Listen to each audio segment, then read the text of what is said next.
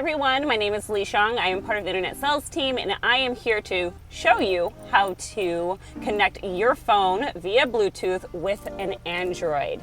I know you Android users out there have only seen the iPhone, so I took it upon myself to use my Android, because I am a user, to showcase how to pair your phone wirelessly. First step, you're going to unlock your phone. You're going to go to your Multimedia Plus screen. On the right hand side, you will see two phones. What we're going to do is manage devices. So we're going to hit add. We're going to go to your screen, hit your Bluetooth, and we're going to search for the legacy. And once you've found your legacy or your Subaru, you will see a pin. So what you're going to do is make sure that that pin matches what's on your device. We're going to hit pair.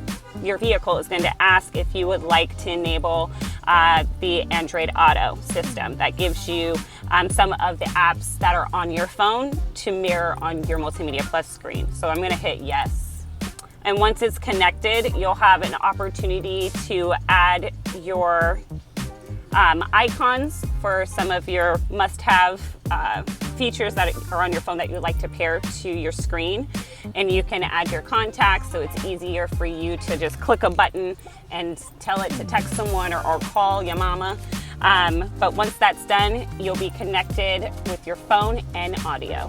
Just wanted to showcase another cool feature on a way you can customize your front screen for your Android Auto is to hit the settings bar, go to wallpaper selection, and you can select a different wallpaper to set the mood. You want forest? Let's go to the forest. You want to go to the dusk, cool vibes. We have the stitching, spokes, and much, much more. Now there you have it, guys. That's how you connect your Android Auto to your Subaru. Like, subscribe, hit the share button, and leave a comment if you like. Chat with you soon.